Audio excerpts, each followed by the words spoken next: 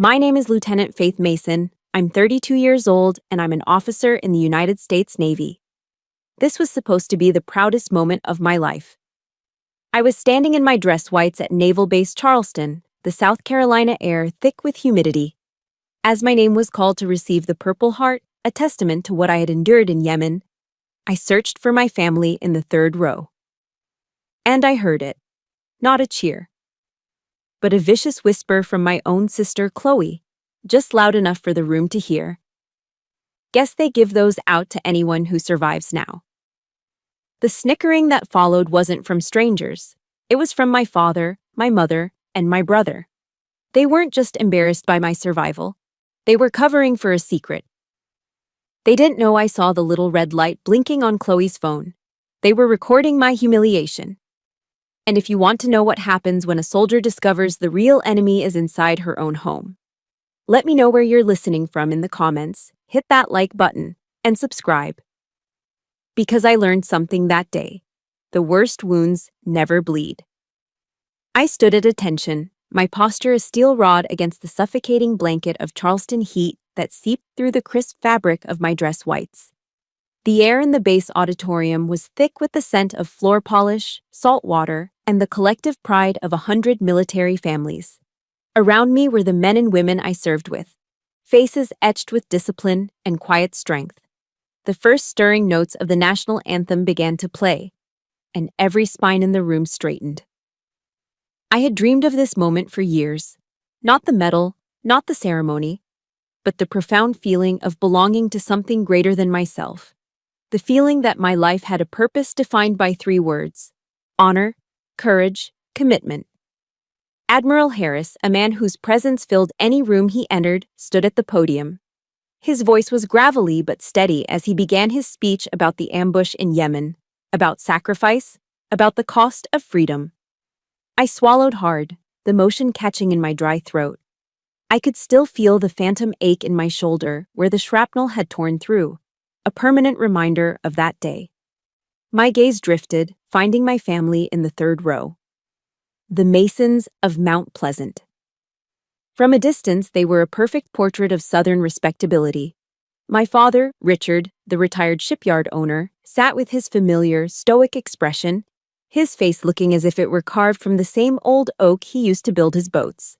My mother, Eleanor, wore the practiced, serene smile of a quintessential Southern matriarch, a smile that could calm a storm or hide a secret with equal ease. Beside her sat my brother, Evan, and my sister, Chloe. And Chloe, my beautiful, polished sister, was holding up her phone, the lens aimed directly at me. Lieutenant Faith Mason. The Admiral's voice boomed through the speakers. A wave of applause, respectful and warm, washed over me. I pushed off my heels and began the walk toward the stage. Each step was a negotiation with the shrapnel that remained embedded in my shoulder, a sharp, pulsing reminder of the cost. The polished floor reflected the bright lights above, making the world feel slightly unreal. I kept my eyes fixed on the Admiral, on the flag behind him, on anything but the growing unease coiling in my gut. And then I heard it. It wasn't a whisper, lost in the shuffling of the crowd. It was sharp, crystalline, and perfectly timed to slice through the brief lull in the applause. Chloe's voice. Oh God, look at her. I guess they give those out to anyone who survives now. The air around me didn't just chill, it turned to ice. The sound of the applause, the heat, the Admiral's waiting face, it all receded, replaced by a deafening roar in my ears.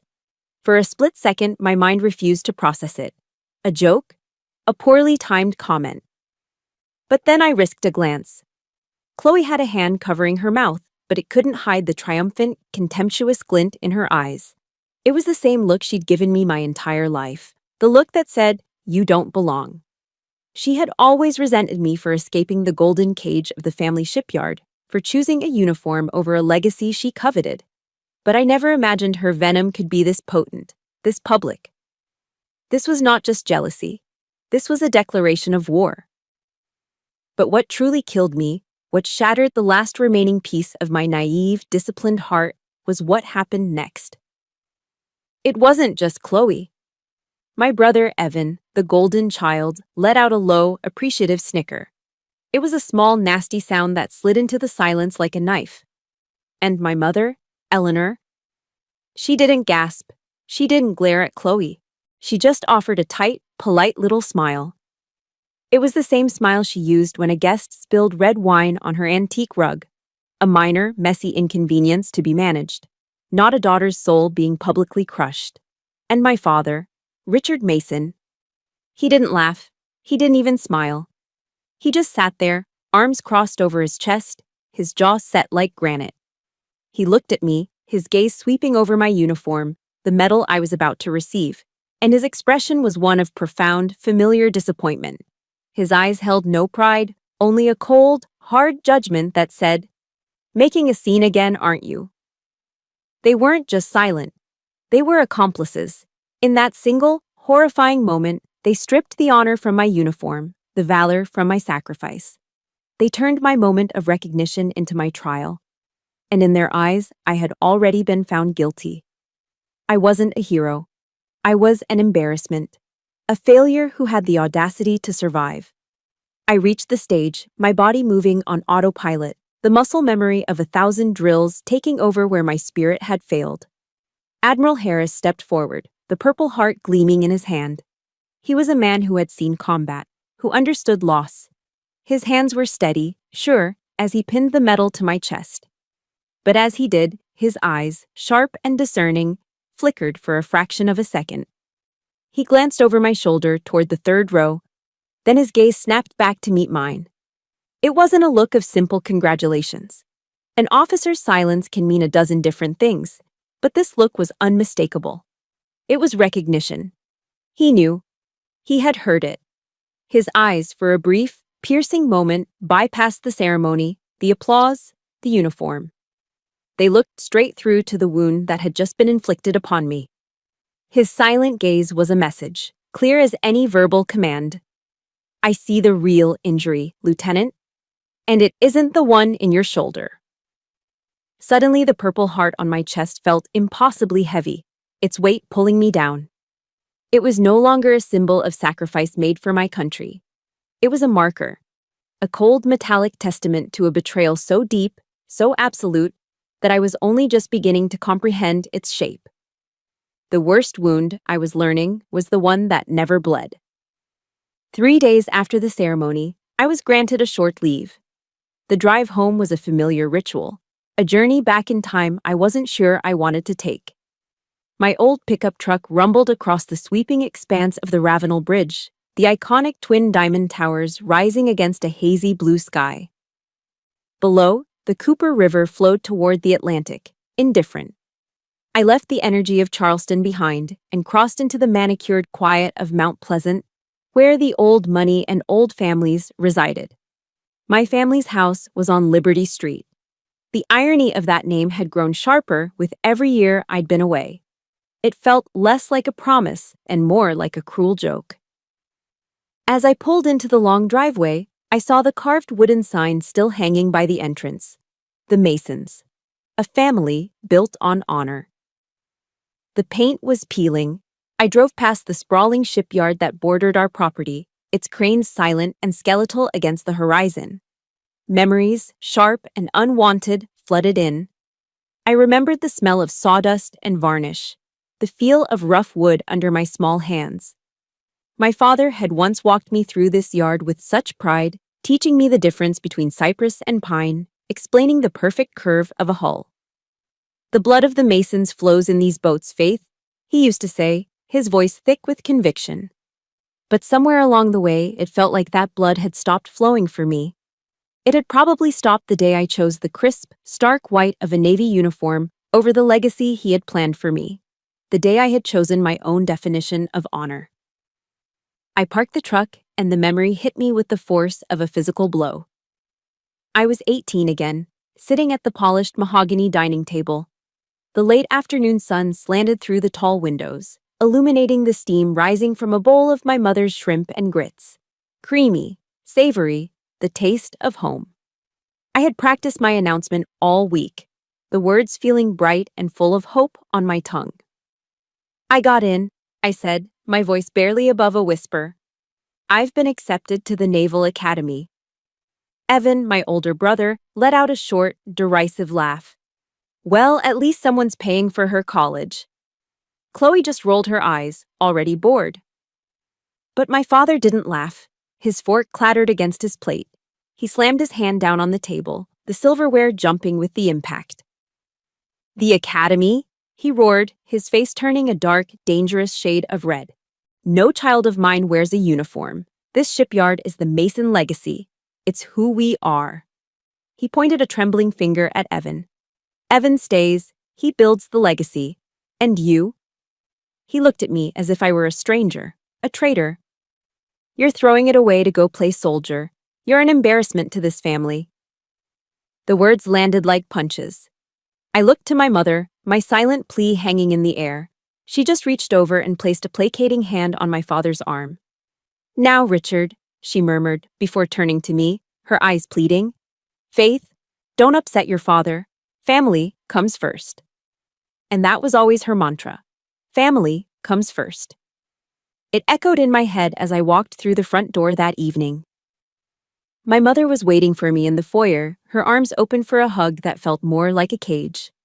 She pulled back, her hands on my shoulders, her expression a careful mask of maternal pride.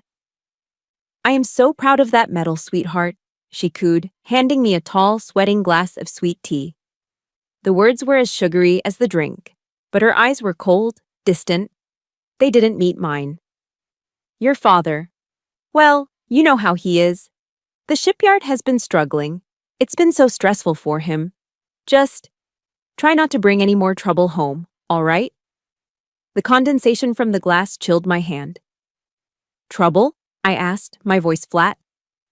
"You mean the truth, Mom?" She flinched, turning away to straighten a picture frame on the wall, a classic deflection. In this house, family comes first didn't mean protecting each other. It didn't mean honesty or love. It meant the truth must be buried. It meant appearances were everything, and my survival, my honor, was just an inconvenient crack in their perfect facade. The house felt suffocating, every room saturated with unspoken resentments. I retreated to my old bedroom, a place that felt more like a museum of a girl I used to be. I started clearing out some old things, needing a task, anything to keep my mind from spiraling. I opened my mother's old vanity, which had been moved into my room years ago, looking for a box for some old photos, and that's when I saw it.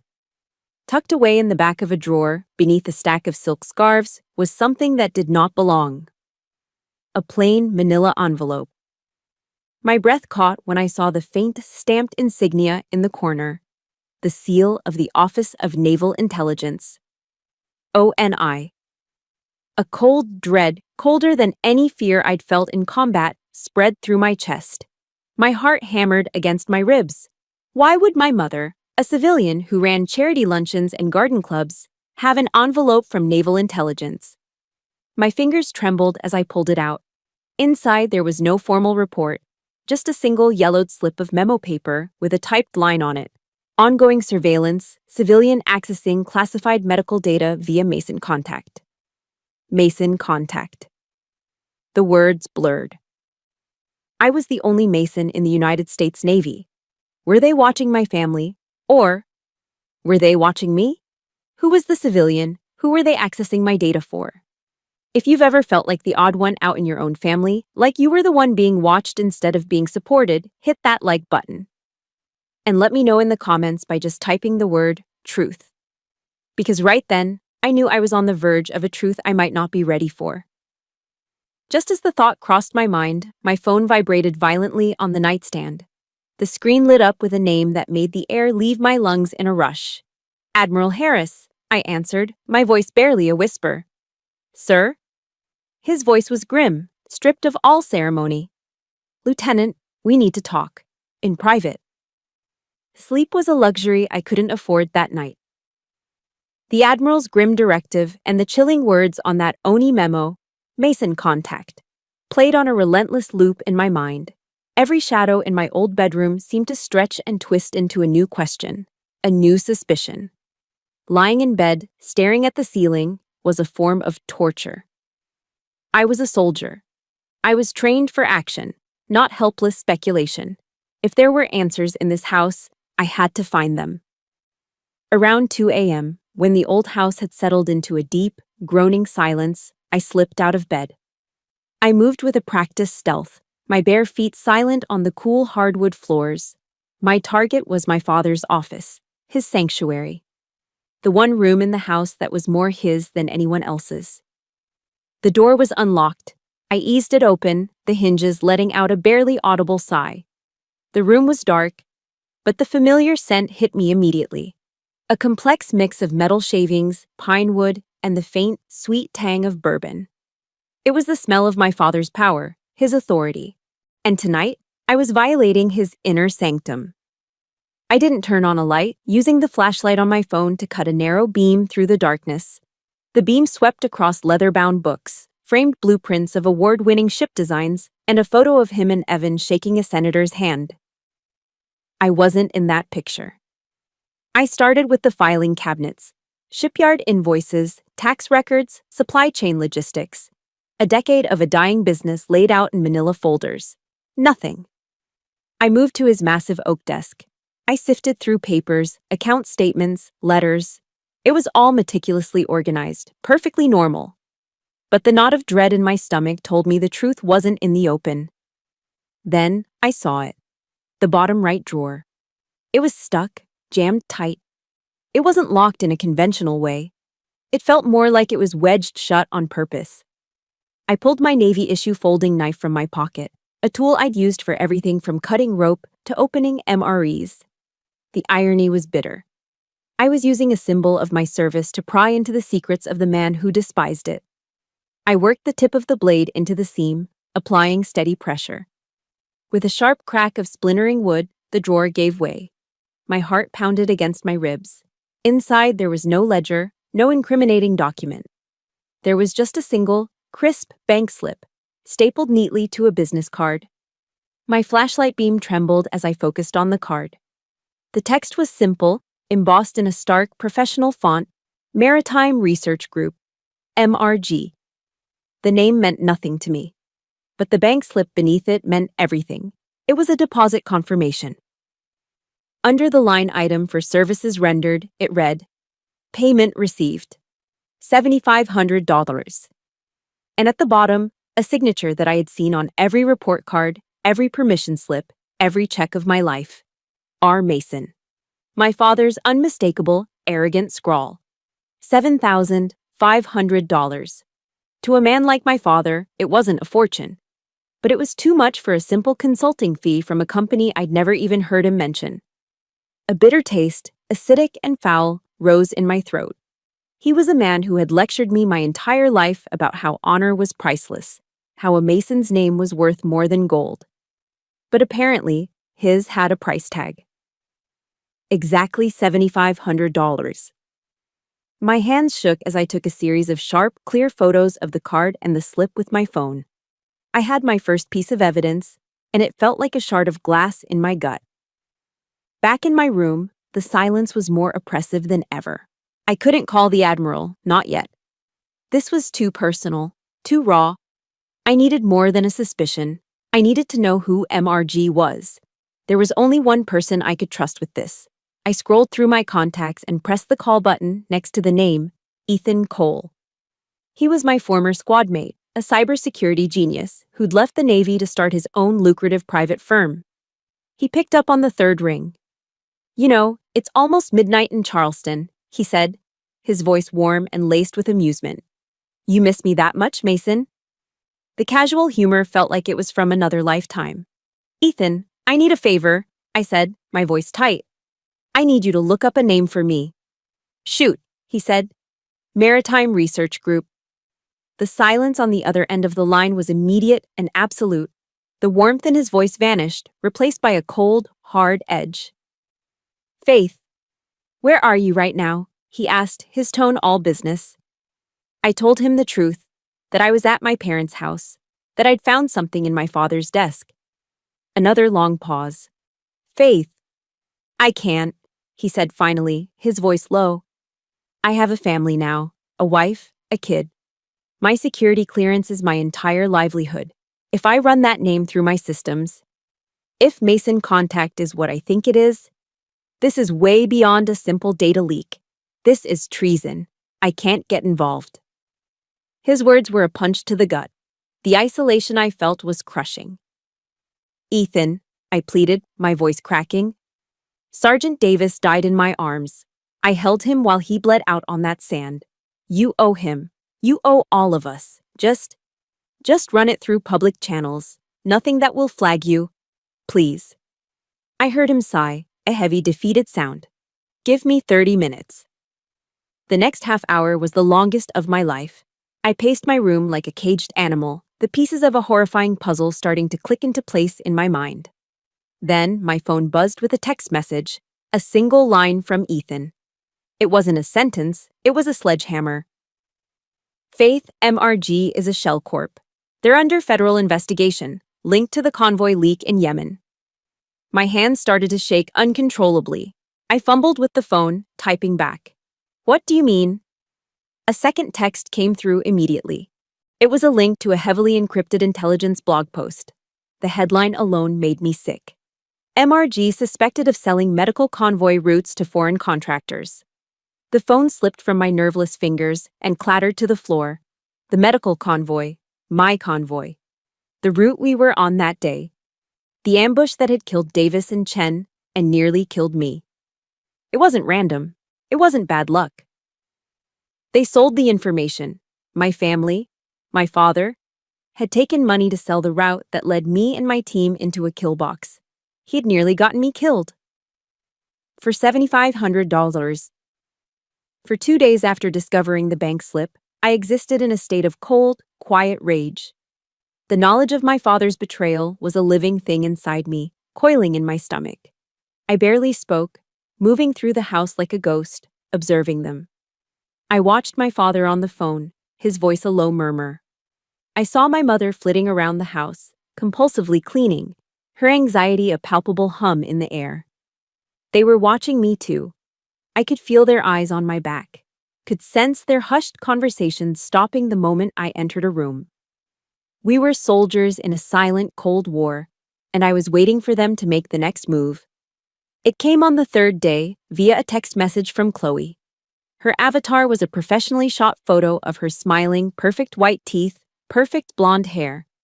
The message was sickeningly sweet. Family dinner at Hall's tonight to properly celebrate you being home. My treat. XO. Hall's Chop House, the most exclusive, old-school steakhouse in Charleston. It was a place for celebrations, for closing deals, for projecting an image of wealth and success. It was a performance. I knew instantly it was a trap, an interrogation disguised as a celebration. They wanted to gauge what I knew. Since finding that receipt, I'd become a ghost at their feast. My silence a threat they needed to neutralize. Fine. I would walk into their theater of lies.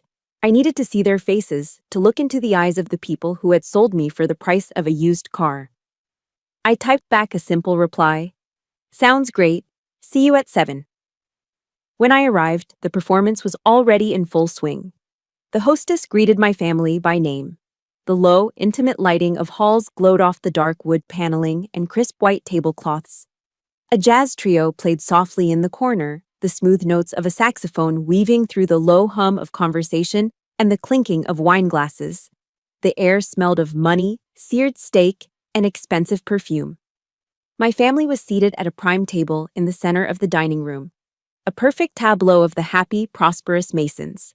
My father looked distinguished in a tailored blazer, my mother elegant in a silk blouse.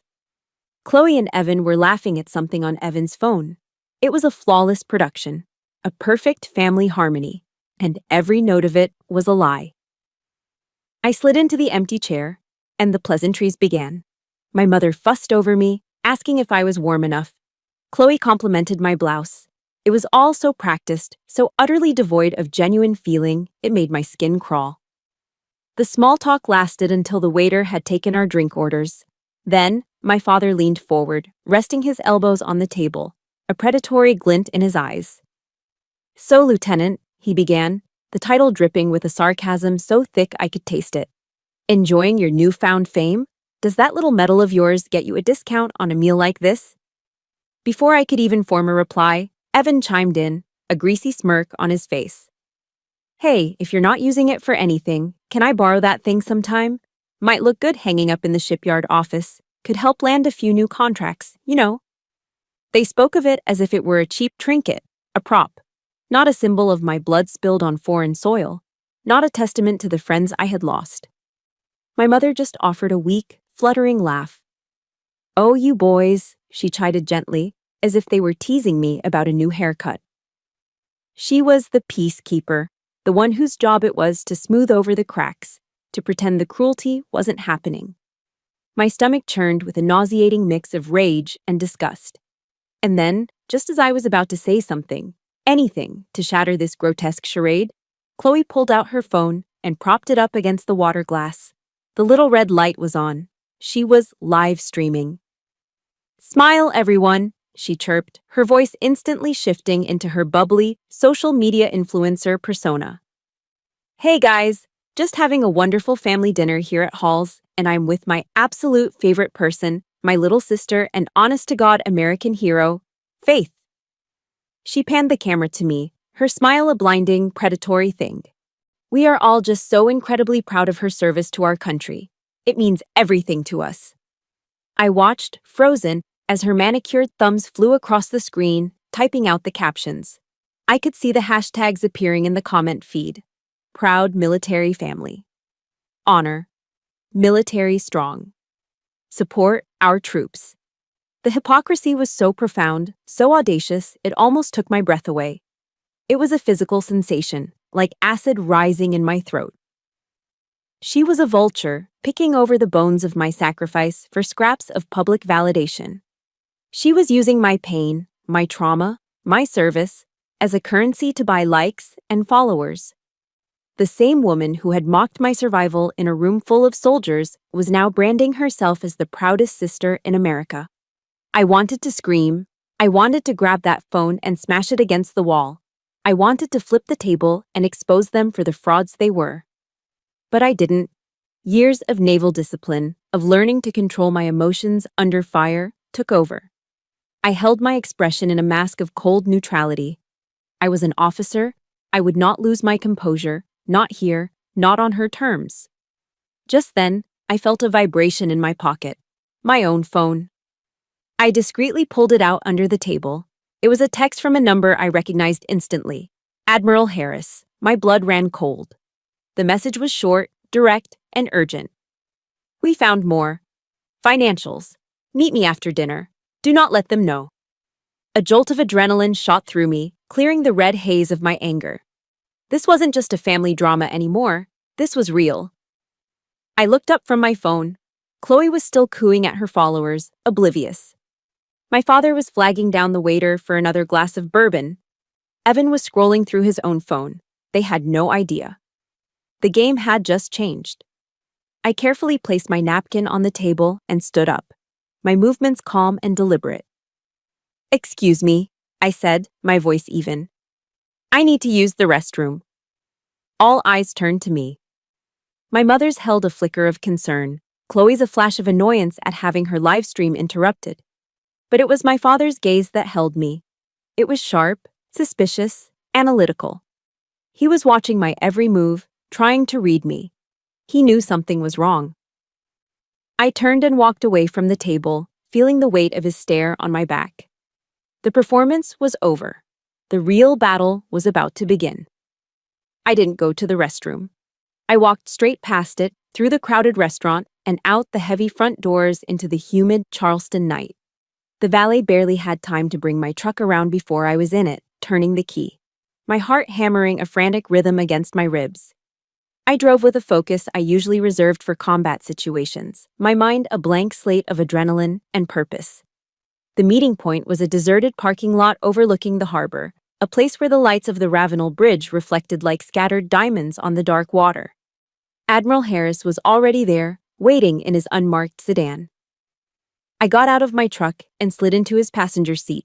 The interior of the car was dark, the only light coming from the faint glow of the dashboard and the screen of an open laptop on the center console. He didn't waste time with pleasantries. He simply pushed a thin file folder across the console toward me. My name was neatly typed on the tab. Bank records, he said, his voice a low gravel. We got a warrant this afternoon. I opened the folder. Inside were pages of financial statements, columns of numbers that swam before my eyes. Harris pointed a thick finger at a highlighted name on the top page. The account is in your brother's name, Evan Mason. My blood ran cold. He tapped the page. Regular recurring payments from the Maritime Research Group, $50,000 over the last 6 months. I stared at the numbers, my mind struggling to connect the dots. Evan, I whispered, the name tasting like ash in my mouth. My brother, the golden child, the heir to the shipyard. He was charming and lazy and greedy, but I never thought he was capable of this. But he's not smart enough to pull this off. He doesn't know anything about military logistics. Exactly, Harris cut in, his voice grim. He wasn't the brains. He was just the courier. He closed the bank file and turned the laptop to face me. On the screen was a classified intelligence report, heavily redacted with black bars. But one section was left clear. Harris pointed to the final 2 lines of a summary paragraph. They read, Intel provided by E. Mason, verified by R. Mason, E. Mason, R. Mason. My brother was the source, my father was the verifier. The air in the car suddenly felt thin, unbreathable. As a naval officer, I understood the chain of command, the protocols for intelligence. Verification was everything. It was the stamp of legitimacy that turned raw data into actionable intel. My father, with his decades of experience, his reputation as a master shipbuilder, his network of contacts in the maritime industry. He had used his credibility to validate the information my brother had somehow stolen. Stolen from where? From my emails? From my phone calls? Had they been spying on me all along? This wasn't a family squabble over money anymore. This wasn't just a betrayal. This was treason. A father and son conspiring to sell information that got American soldiers killed. My hands were shaking. Sir, what are my orders? Your orders, Lieutenant, Harris said, his gaze hard as steel, are to go home. Act normal. Do not engage. You are now a material witness in a federal investigation. We handle it from here. I drove away from the harbor in a daze, my mind a maelstrom of shock and horror. The city lights blurred into streaks of color. How could I act normal? How could I walk back into that house and look at them, knowing what I knew? Halfway home, my phone rang. A blocked, unknown number. I answered on instinct. Stop digging, Ms. Mason. The voice on the other end was flat, metallic, and utterly devoid of emotion. You don't want the answers you're looking for. A chill snaked down my spine. I slammed the phone down, ending the call, my heart pounding. I glanced in my rearview mirror. A pair of headlights that had been behind me for the last few miles suddenly seemed too close, too persistent. A large black pickup truck. It mirrored my every turn. The message was clear. This was real. The danger wasn't just a file in an admiral's office. It was here, on the road with me. They weren't just selling information. They were willing to kill to protect their secrets. They had tried to kill me once in Yemen. Now, they were ready to try again in South Carolina. When I finally pulled into the driveway, my hands slick with sweat on the steering wheel. The black truck continued on down the road and disappeared. I took a deep, shuddering breath and walked into the house, preparing myself for a confrontation, for lies, for anything. But I wasn't prepared for my mother. She was waiting for me in the living room, a solitary figure illuminated by a single dim lamp. She was wearing a silk nightgown, looking elegant and fragile. But her voice, when she spoke, was anything but. Faith, where have you been? It wasn't a question born of worry, it was an accusation. I didn't answer, I just stared at her. She stood up and walked toward me, her expression a careful blend of concern and disappointment. You are tearing this family apart, she said, her voice a low, venomous whisper. Your father has lost almost everything trying to keep that shipyard afloat. And you come home, not to help, but to bring this storm with you. She paused, tilting her head, her eyes searching mine for weakness. Are you sure you're all right, honey? Is it the PTSD? The doctor said you might have episodes, that you might become paranoid. The word hung in the air between us, a poison dart. Paranoid. You're imagining things to hurt your father, to hurt us, she continued, her voice softening into a tone of deep, theatrical sorrow. After everything we've done for you, you are being so selfish. Selfish. She called me selfish. Paranoid. She stood there, a portrait of maternal concern, and gaslit me with the precision of a surgeon. She was twisting my trauma, my sacrifice, into a weapon to discredit me, to protect them. In that moment, the last shred of hope I had, that maybe she was just a silent victim, a woman trapped, disintegrated. She wasn't a victim. She was an accomplice. She wasn't my mother. She was the warden of this prison. And I realized my fight wasn't just for justice. It was for my own sanity. My mother's words were meant to break me. They were designed to make me question my own mind, to fold me back into the family's suffocating silence. But something inside me, something forged in the deserts of Yemen and hardened by years of their casual cruelty, refused to break. It ignited. The word paranoid echoed in my head. But instead of planting doubt, it fueled a white-hot rage. I went to my room and looked at my reflection in the mirror. I saw the exhaustion in my eyes, the tension in my jaw, and the faint, silvery line of a scar just above my temple from a piece of flying shrapnel. I wasn't paranoid. I was a witness. The anonymous call, the black truck that had tailed me, that wasn't imagination. That was fear, their fear. They were afraid of what I would find. As I stood there, my eyes fell on a book left on my shelf from a visit years ago, a gift from a friend, Brené Brown's Daring Greatly. One line I had underlined came back to me with sudden, stunning clarity. Courage starts with showing up and letting ourselves be seen. I would not be silenced. I would not be made invisible. There was one place left I hadn't searched, the one place my father considered more sacred than his own home. The shipyard. Admiral Harris's order to act normal was a strategic impossibility. Waiting for the federal machine to grind forward felt like waiting for permission to drown. That same night, cloaked in darkness, I drove my truck back to the shipyard. I parked a quarter-mile away and approached on foot, moving through the shadows like I'd been trained to do. The salt marsh air was cool and damp, carrying the familiar sense of low tide and creosote. I bypassed the main gate, scaling a section of chain-link fence in the back, landing silently on the gravel inside. The yard was a ghost town of sleeping machinery and half-finished hulls, their skeletal ribs stark against a moonless sky. I had one target, my father's main office, the nerve center of his fallen empire. This time, I wasn't looking for paper. In today's world, the real secrets weren't in ledgers, they were on drives. I swept the office with my phone's flashlight, my senses on high alert. The main computer tower was clean, wiped of anything useful, I was sure. But my father was old school. He believed in physical backups.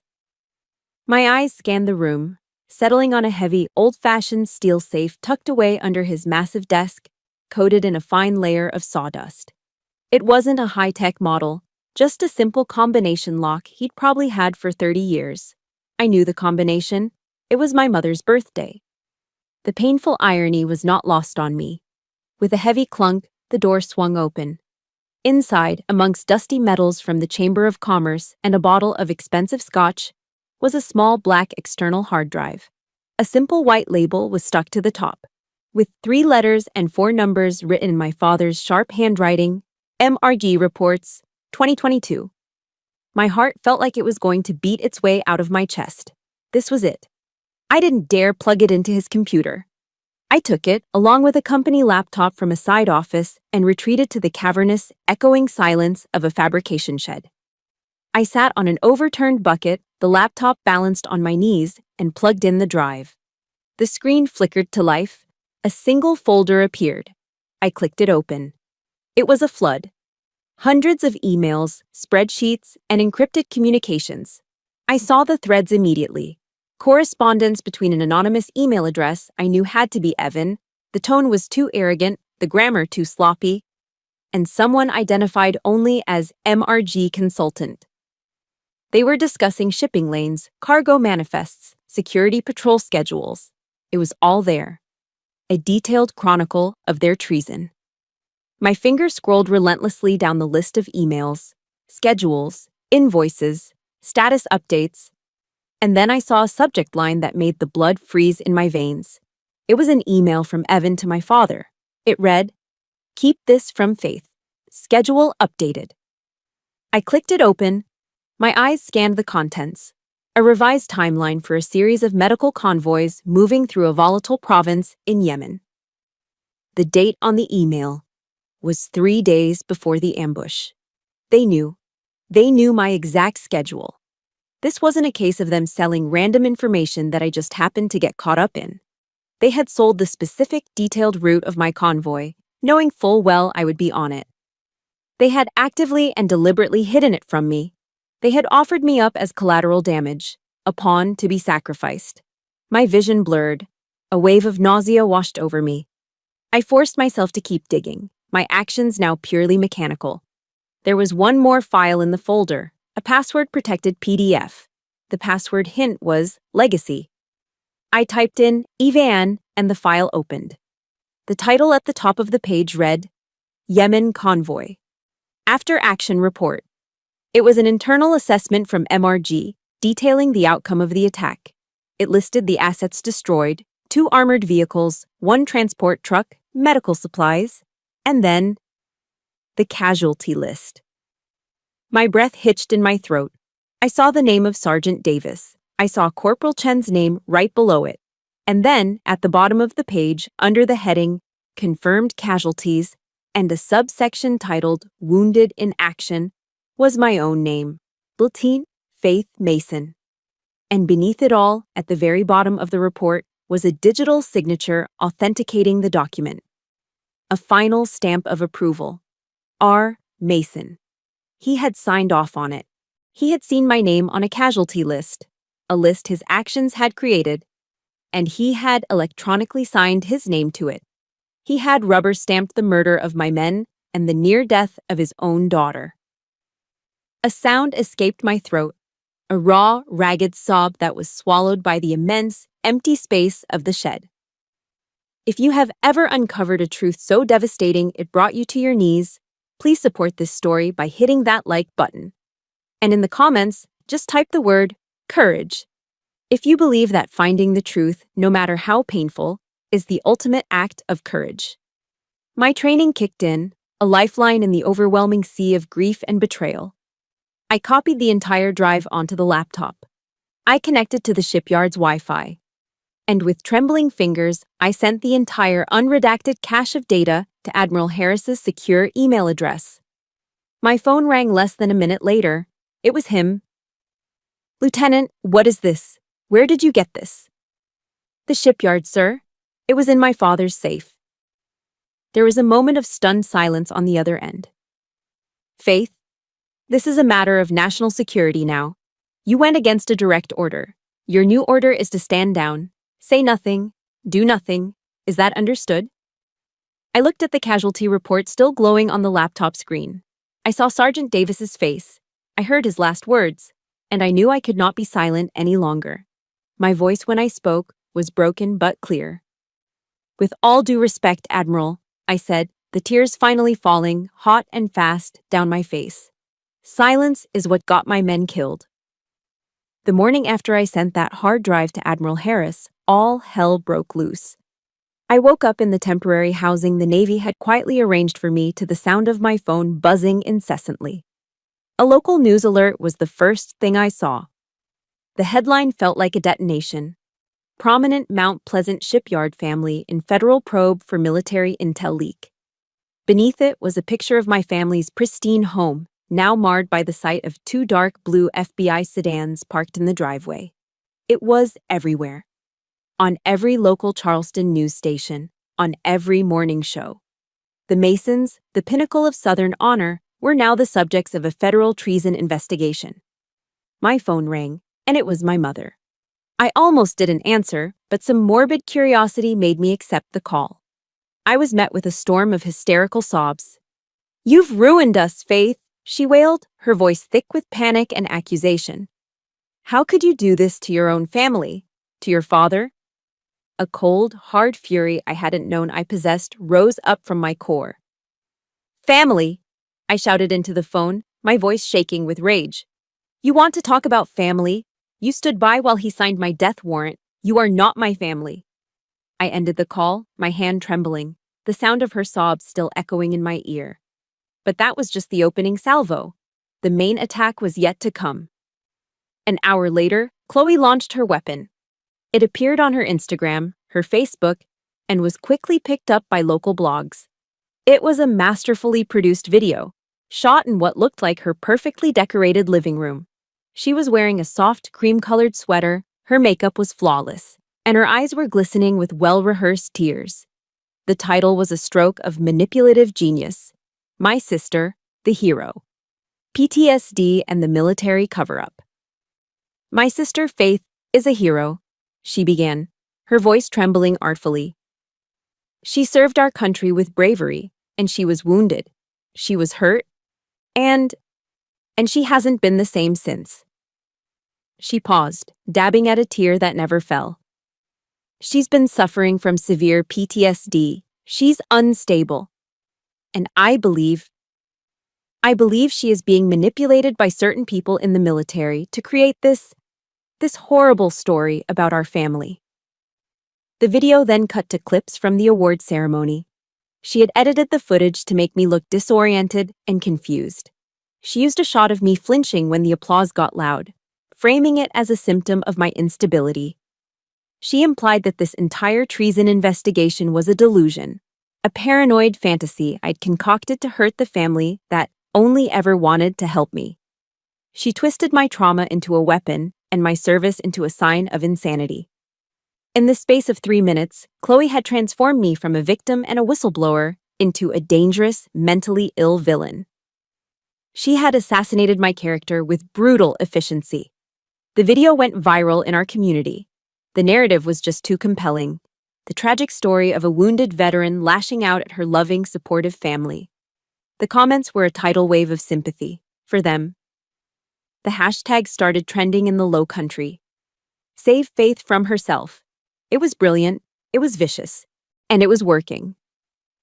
It wasn't just an attack on me personally. It was a direct assault on my career and my credibility as an officer. A naval lieutenant with paranoid delusions? I was finished. My word meant nothing. The official call came that afternoon. It was Admiral Harris. His voice was strained, heavy. "Lieutenant, I've seen the video. The brass is getting nervous. The optics are challenging." He sighed. "I'm placing you on temporary administrative leave. It's an official order. It's to protect you and to protect the integrity of the investigation from these accusations." The line went dead, and I sat there in the sterile silence of the apartment, the words echoing in my ears. Administrative leave. It was a suspension. I was being sidelined, benched, isolated. My own family, the people who had tried to get me killed, had successfully gagged me. They had won. I looked at my dress uniform hanging on the closet door, and for the first time in my life, I felt truly and utterly defeated. I spent the next few days in a fog of despair. I felt like a ghost, stripped of my rank, my purpose, my voice. The world I had dedicated my life to had turned its back on me, all because the lies of my family were more palatable than the ugly truth. I felt like I had lost everything. Then, one afternoon, there was a knock at the door. I opened it to find a delivery driver holding a small brown paper package. I took it inside, my hands moving slowly, numbly. There was no return address. I tore it open. Inside, nestled in tissue paper, was a handwritten letter on simple, elegant stationery. I unfolded it. The handwriting was neat, feminine, and slightly shaky. "Dear Lieutenant Mason," it began. "My name is Sarah Davis. I am Sergeant Michael Davis's mother." My heart stopped. I had to sit down, the letter trembling in my hands. My husband and I have been following the news from Charleston, the letter continued. We've seen the videos and the terrible things they are saying about you. I need you to know that we do not believe a single word of it. We know you. We know you were with our Michael in his final moments. We know you fought to bring our boy home. You never gave up on him then, and we know you are not giving up on the truth now. A tear I didn't know I had in me splashed onto the page, smudging the ink. Thank you for not letting our son's sacrifice be forgotten. Thank you for speaking the truth, no matter the cost. You are our family now. I clutched the letter to my chest, the paper crinkling in my fist. A ragged sob broke from my throat, then another. It wasn't a sob of despair, but of profound, aching relief. This piece of paper held more honor, more love, more truth than my family had shown me in a lifetime. This was my real medal. This was the family I'd been fighting for. This was the reason I couldn't give up. Not now, not ever. The military hearing room at the Charleston Naval Base was as cold and silent as a tomb. The air was still, heavy with anticipation. Sunlight struggled through the tall, narrow windows, cutting sharp rectangles onto the polished floor. I sat alone at the witness table, a solitary figure in my dress whites. The uniform felt different today. It wasn't just a symbol of my service, it was my armor. Across the room, at the respondent's table, sat my family. My father, Richard, projected an aura of indignant arrogance, his jaw set, his eyes scanning the room as if he were the one wronged. Chloe sat beside him, whispering intensely into their lawyer's ear, her face a mask of calculated concern. My mother, Eleanor, simply stared down at her own hands, twisting her wedding ring, refusing to look at anyone. And Evan? Evan just looked pale and terrified. As I had walked into the room moments before, the hushed whispers ceasing as all eyes turned to me, I thought of my grandmother.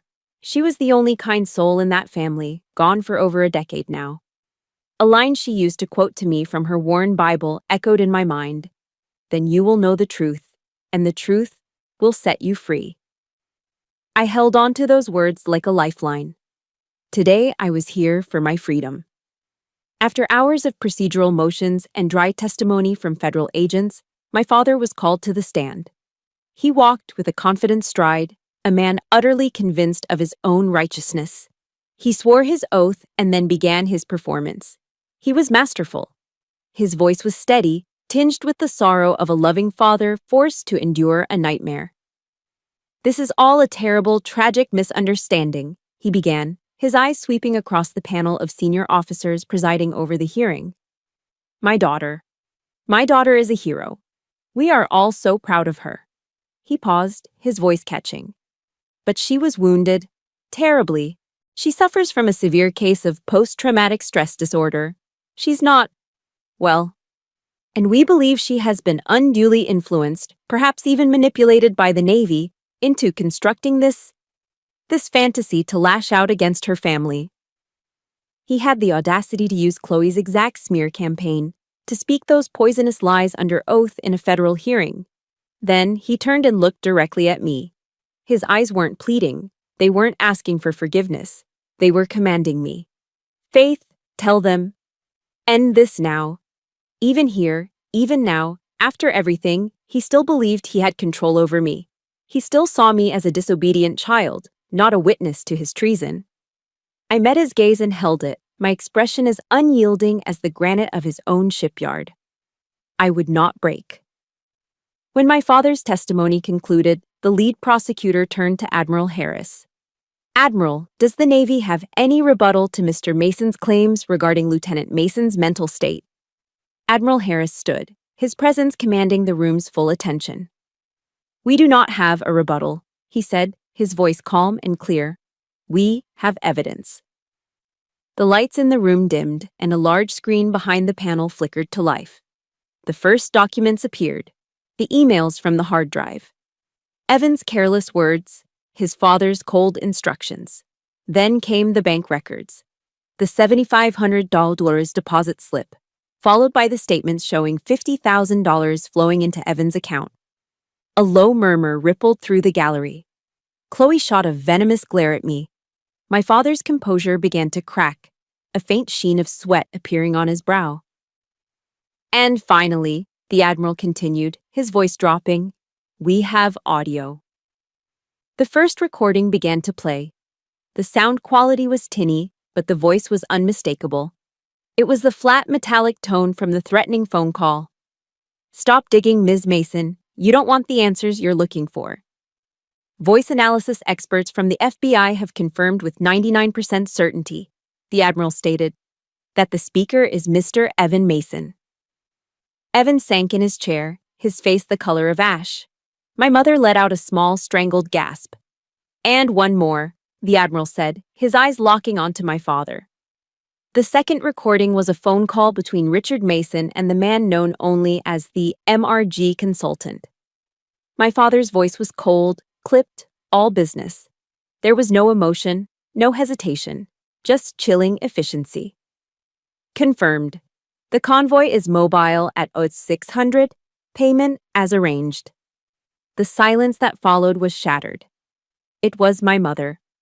She let out a high, piercing shriek, a sound of pure, unadulterated horror as the final, undeniable truth crashed down upon her. The room erupted into a cacophony of shocked gasps and furious whispers.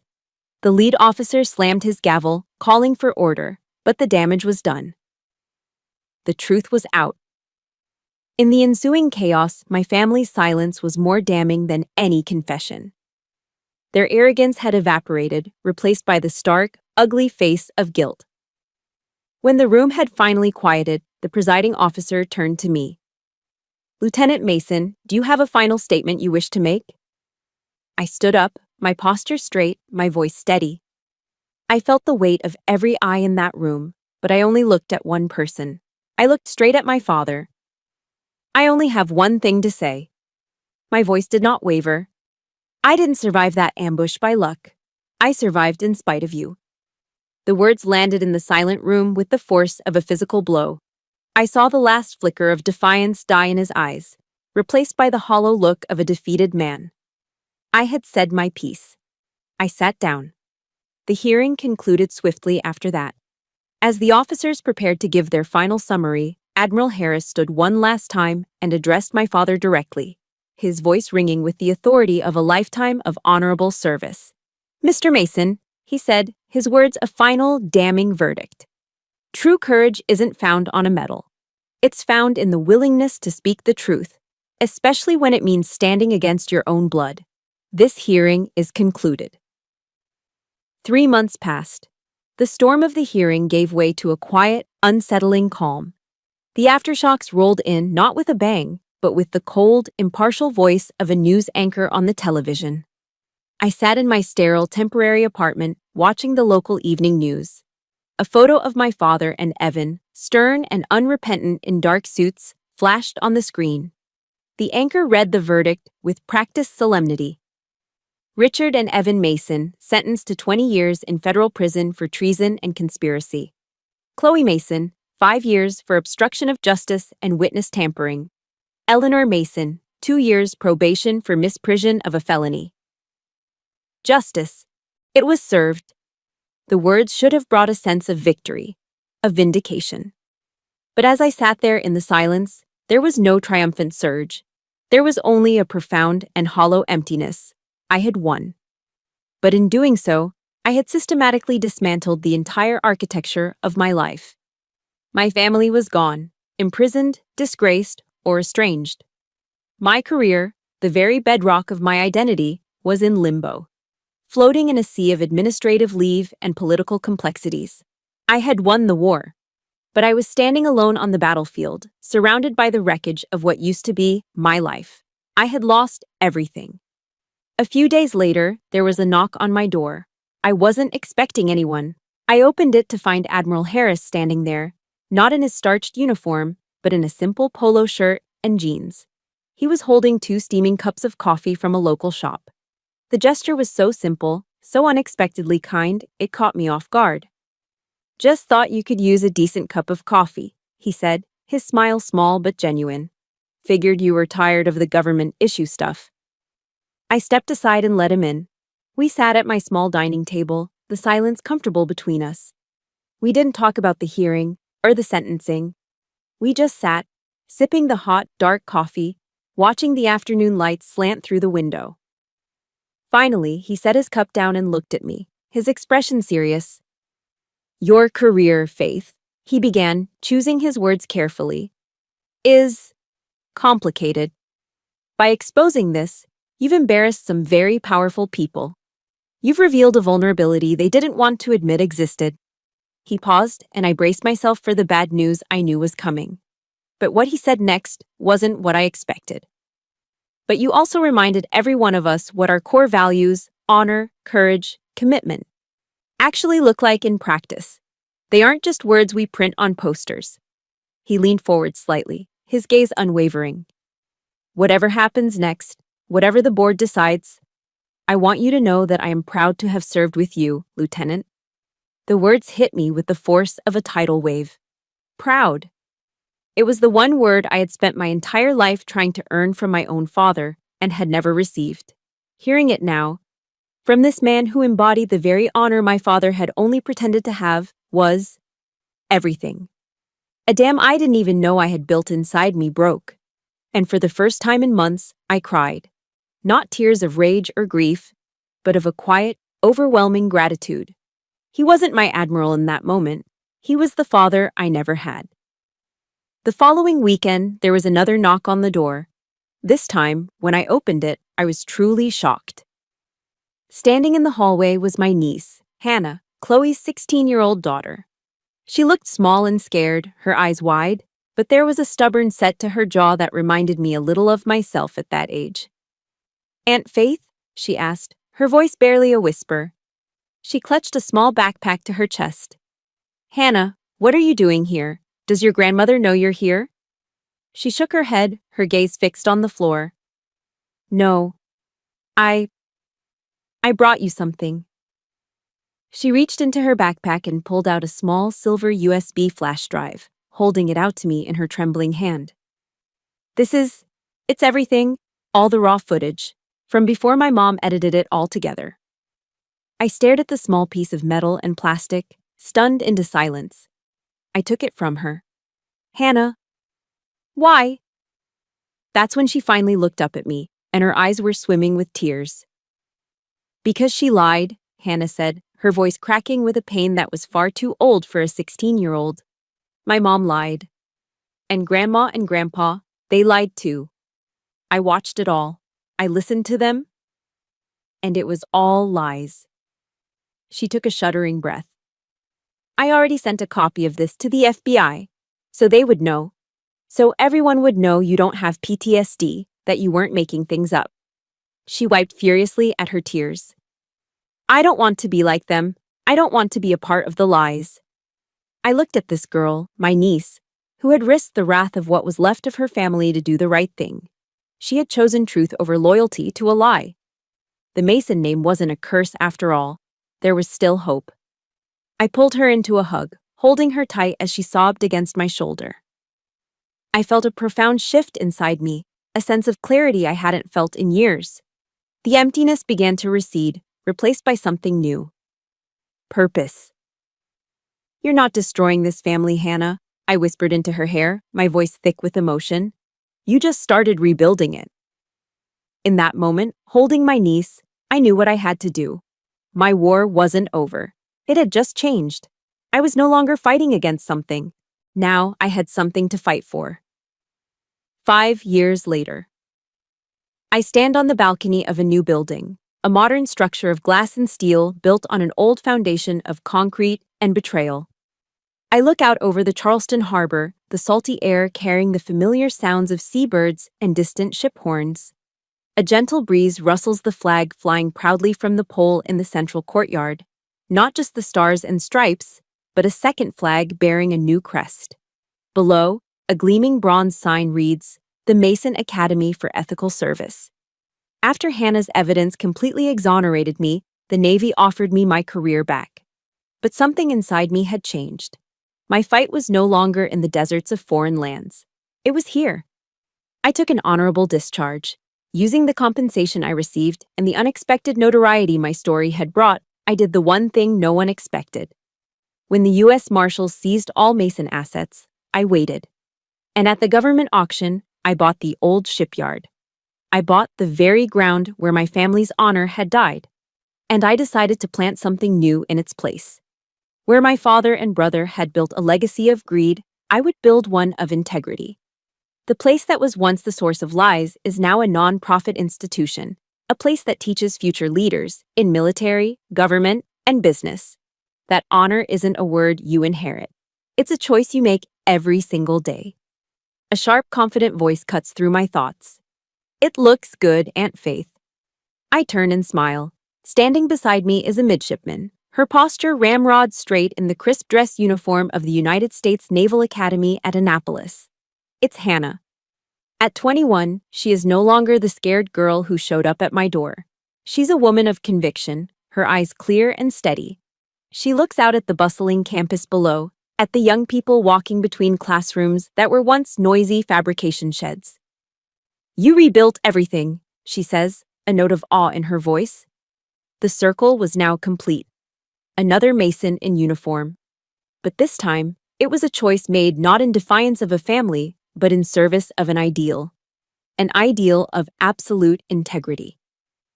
I watch her for a moment, my heart swelling with a quiet, fierce pride. This was the true Mason legacy, the one that mattered. "She's a good kid," I say softly, more to myself than to her, knowing that Hannah was the best thing to come out of all that wreckage. Hannah's gaze drifts down to the docks. The flagship of the Academy's small fleet is an old, refurbished vessel used for humanitarian aid missions, delivering supplies to hurricane-stricken areas in the Caribbean. It was once my father's prize boat. We kept the nameplate on the stern as a reminder. The Eleanor. "Do you ever forgive them?" she asks, her voice quiet, the question one she has clearly held for a long time.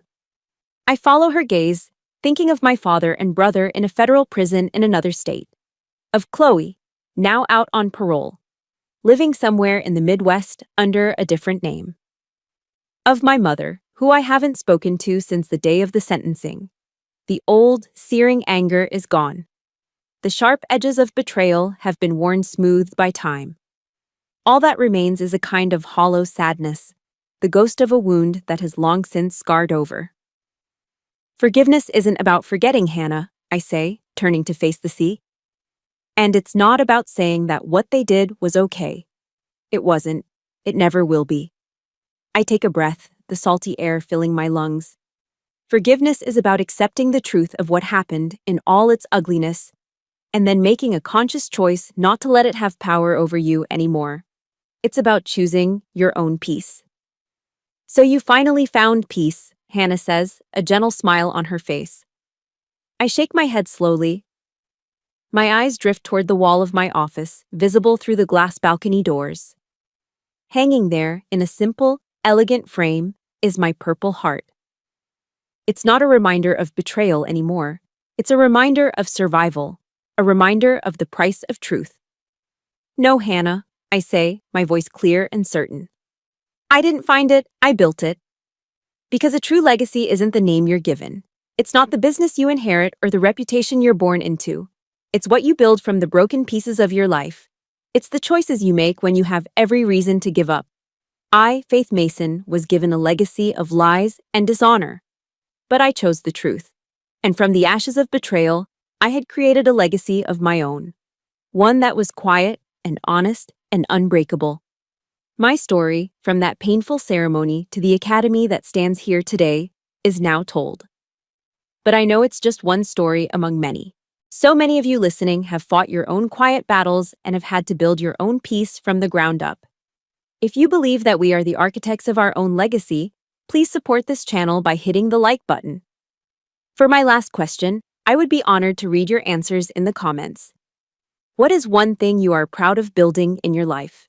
Subscribe to continue being part of a community where stories of resilience are heard and honored. Thank you for listening.